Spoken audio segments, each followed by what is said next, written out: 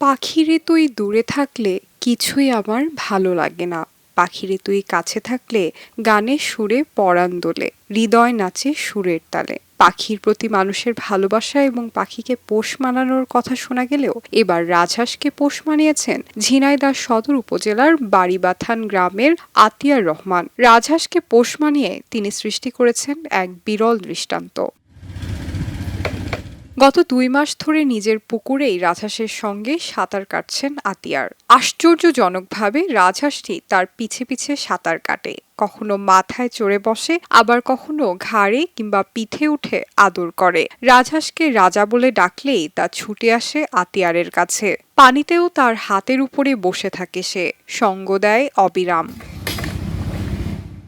আতিয়ার জানান রাজহাঁসটি তার নিজের নয়, তিনি তাকে খেতে বা পড়তে দেন না, অথচ রাজহাঁসটি তাকে অগাধ ভালোবাসে। তিনি বলেন, মানুষের যার যার হিসাব তার তার, কিন্তু ভালোবাসাটা চিরস্থায়ী, ভালোবাসা অমর। রাজা থাকে এখানে, রাজার সাথে বেশ আস্তে আস্তে ওর একটু ভালোবাসি।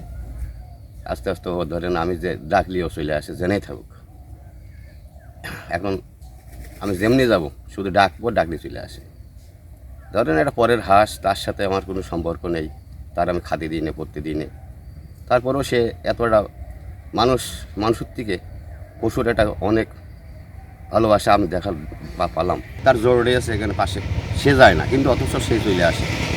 এই ভালোবাসাটা বিরাট জিনিস, পৃথিবীটা ভালোবাসার কাছে দুর্বল।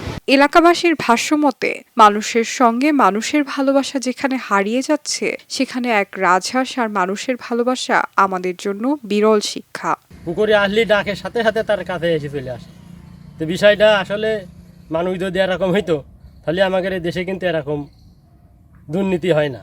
আসলে অবলা জিনিস, খুবই সে তার ভক্ত। আমি বুঝলাম না বিষয়টা। সে বিটা আসলেই ডাক দিলেই তার সাথে সাথে এখানে এসে তার ঘাড়ে পর ওঠে, তার মাথার পর ওঠে, পিছনে এসে ঘোরে, আবার আমার কাছেও আসে। আমি আবার মধ্যে মাঝে একটু তাড়িয়েও দিয়ে আসি। মানুষ আর অবলা প্রাণীর এই সম্পর্ক ভালোবাসার এক নতুন দৃষ্টান্ত।